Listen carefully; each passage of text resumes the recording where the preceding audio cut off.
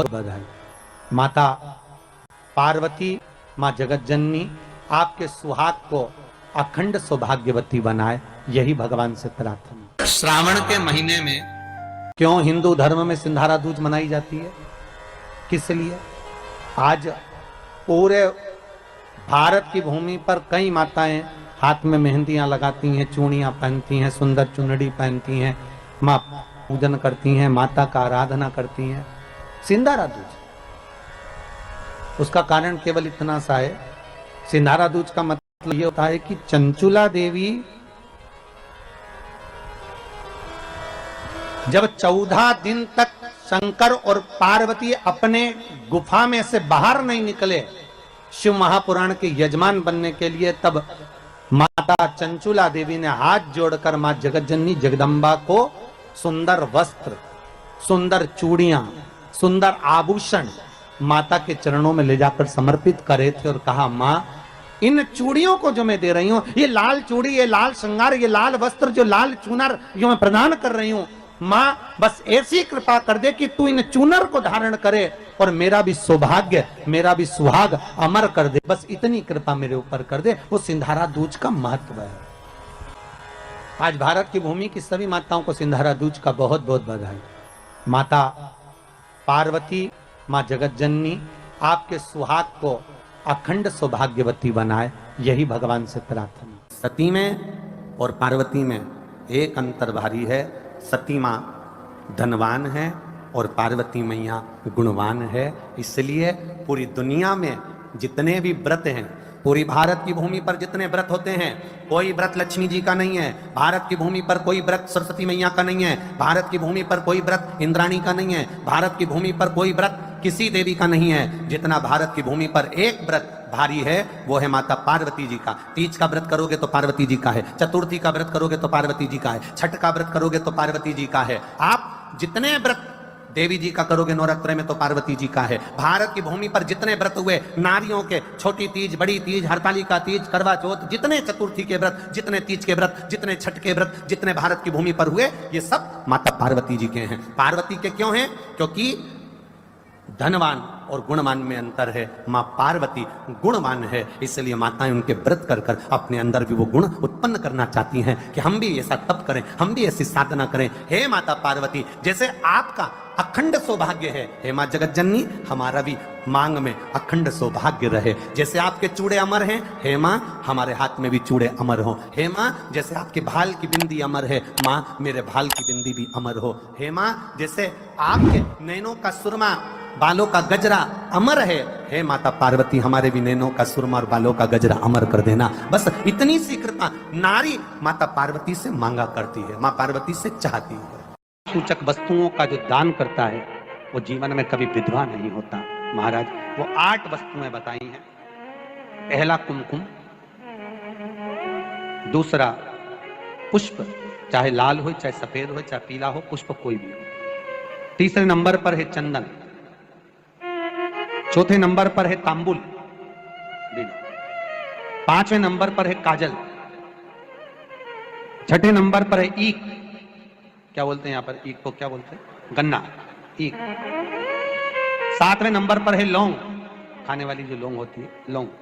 और 7वें नंबर पर है, 8वें नंबर पर है जीरा। कहते हैं चैत्र महीने की तृतीया तिथि को बिना नमक का भोजन कर कर, सुबह बिना नमक का भोजन करें, एक समय फलाहार करें बिना नमक का, और तुला दान के बराबर एक पलड़े में अपन बैठकर 8 वस्तुएं तुला की रख कर जो दान दे देता है, वो नारी कभी विधवा होकर नहीं जाती, 7 जन्म तक अखंड सौभाग्यवती रहती है। अखंड सौभाग्य कार्य करेंगी तो भी सौभाग्य की सामग्री देंगी। सौभाग्य की सामग्री का दान क्यों किया जाता है? सौभाग्य सूचक वस्तुओं का दान क्यों किया जाता है? सौभाग्य की वस्तुएं क्यों प्रदान करी जाती है, क्यों दी जाती है? उसका कारण क्या है?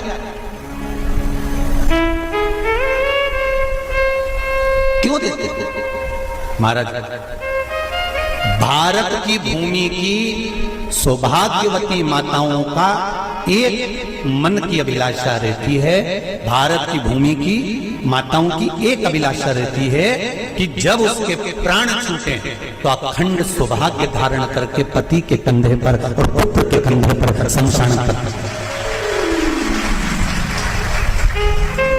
ये भारत की भूमि की माताओं की सोच, उनके मन का संकल्प, उनके मन का भाव। और विदेश की माताओं का क्या संकल्प होता है? महाराज, भारत का एक संत विदेश गया और भारत के संत जब विदेश गए तो वहां पर एक मां, एक स्त्री पति की कब्र के पास में बैठकर पंखा कर रही थी। भारत के संत को बड़ा दुख हुआ, देखो हमारे यहाँ की माताएं तो पति के साथ सती हो जाती हैं, हमारे भारत की भूमि की माताएं तो पति के साथ सती हो जाती हैं, पर ये तो विदेश की माताएं तो भारत की माता से भी बढ़कर है कि पति मर गया, कब्र के अंदर है तो भी पंखा कर रही हैं। ये तो इनसे भी बड़ी है, भारत की माता से भी बड़ी ये विदेश की माता। तो भारत के संत से रहा नहीं गया और भारत के संत ने जाकर पूछ लिया विदेश की माता से, माँ जी एक बात बताओ, हमारे यहाँ पति के साथ पत्नी सती हो जाती है, वो प्रथम गिनती में आती है, पर तुम तो उससे भी बड़ी हो कि पति मर गया उसके बाद भी उसकी कब्र को पंखा कर रही हो।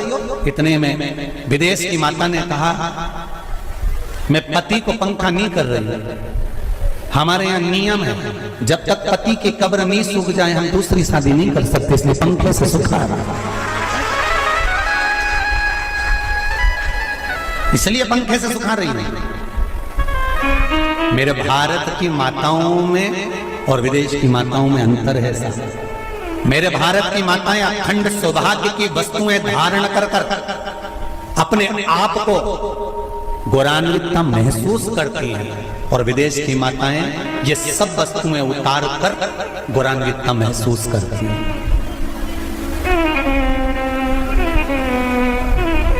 क्यों देते हैं चूड़ी का दान, क्यों देते हैं बिंदी का दान, क्यों देते हैं अखंड सौभाग्य का दान? किस महाराज, मेरे हाथों में भर भर के चूड़ी रहे, मेरे हाथों में भर भर के चूड़ी, और मैया कोई कामना मेरे मस्तक पे चमकती चूनर रहे, मेरे मस्तक पे चमकती चूनर रहे, और मैया कोई कामना मेरी मांगों में भर भर के सिंदूर रहे, मेरी मांगों में भर भर के सिंदूर रहे, और मैया कोई कामना नहीं, मेरे पाँव में बिछुड़ी का जोड़ा रहे, एक बिछुड़ी नहीं, कितनी, 2 3 4 5, एक एक पाँव में जोड़े से बिछुड़ी होना चाहिए, केवल एक नहीं, सिंगल नहीं। वो तो आजकल का फैशन हो गया महाराज, जो केवल एक बिछुड़ी धारण कर लो उसी में फैशन दिखे। श्रावण की शिव महापुराण की कथा कहती है जब बेटी को विदा करा जाता है और पहली बार बेटी के पांव में जब बिछुड़ी डाली जाती है तो वो बिछुड़ी भी अलग अलग नहीं होती, उस बिछुड़ी के जोड़ को चेन से एक दूसरे से बंधा हुआ होता। बोला सही है कि गलत? जितने आस्था चैनल पर कथा सुन रहे हैं, जितने फेसबुक पर सुन रहे हैं, यूट्यूब पर सुन रहे हैं, सुन लेना कि मेरे भारत की माताओं का जब पाणी ग्रहण संस्कार किसी बेटी का होता है, उसके पांव में जब पहली बार बिछुड़ा पिनाया जाता है, बिछुड़ी पिनाई जाती है, तो वो बिछुड़ी भी एक दूसरे से बंधी हुई होती है, चेन से बंधी हुई होती है। उसको अलग अलग वाली बिछुड़ी शादी के मंडप में नहीं पिनाई जाती। क्यों? जैसे ये बिछुड़ी एक दूसरे से पांव में बंधी हुई है, तुम्हारी जिंदगी अंतिम श्वास तक ऐसी ही बंधी है, यही बनना चाहिए। वो तो अब माताओं ने थोड़ा सा फैशन चेंज कर दिया, अब पांव में ज्यादा बिछुड़ी निकलती, गड़ती है, चुभती है, एक बिछुड़ी धारण महाराज, और नहीं, बिछुड़ी भी 2 हो, जोड़े से हमारी माताएं, भारत की भूमि की जो माताएं हैं, ये चूड़ी भी हाथ में पहनती है तो जोड़े से पहनती है। बोलो जैसा सही है कि गलत है? एक अकेली चूड़ी माताएं हाथ में धारण नहीं करती हैं। अगर भारत की भूमि की संस्कारित माताएं हैं और भारत की भूमि की सभ्यता और संस्कृति को जानती है तो अकेली चूड़ी नहीं, जोड़े की चूड़ी पहनेगी, 2 चूड़ा डालेगी, 4 डालेगी, 12 डालेगी, पर सिंगल नहीं, अकेले। और सरल भाषा में समझ लो, हमारे यहां ठेले पर लेने जाओ तो जो केले अपन खाते हैं वो भी सिंगल नहीं देते, उसको भी जोड़े से दिया जाता है। 2 दूं की, 12 दूं की, आधी दर्जन दूं की 1 दर्जन दूं। अब अंदाजा लगाइए, हमारे यहां देने का भी एक भाव है।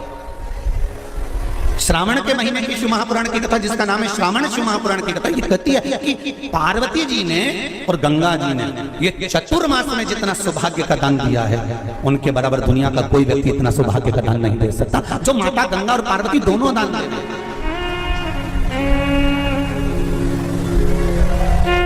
प्रतिदिन दे रहे हैं। और अब तो फैशन आ गया, तुम लोग जो सौभाग्य का दान देते हो प्लास्टिक की डलिया में देते हो, पर एक एक पुराण को उठाकर देख लेना, एक एक अध्यापन को उठाकर देख लेना, जितनी तुम कथा तुम्हारे घर में छोटी छोटी कथाओं की पोथियां पड़ी हो उनको उठाकर देख लेना, उसमें नहीं लिखा कि प्लास्टिक की डलिया में सौभाग्य की वस्तु का दान दिया जाता है। उसमें लिखा है बांस की पिटारी में, बांस की डलिया में सौभाग्य की वस्तुओं का दान दिया जाता है। क्यों? क्योंकि बांस वंश की वृद्धि करता है, बांस सौभाग्य की वृद्धि करता है, और बांस अखंड सौभाग्य, जैसे बांस का पौधा बढ़ते चले जाता है, बढ़ते चले जाता है, उसी तरह बांस की डलिया में जब दान दिया जाता है, बांस की टोकनी में जब दान दिया जाता है तो ये भाव रखा जाता है कि तुम्हारा सौभाग्य ऐसे ही बढ़ता रहे। पर अब थोड़ा सा फैशन चेंज हो गया तो प्लास्टिक की डलिया, पर प्लास्टिक की नहीं,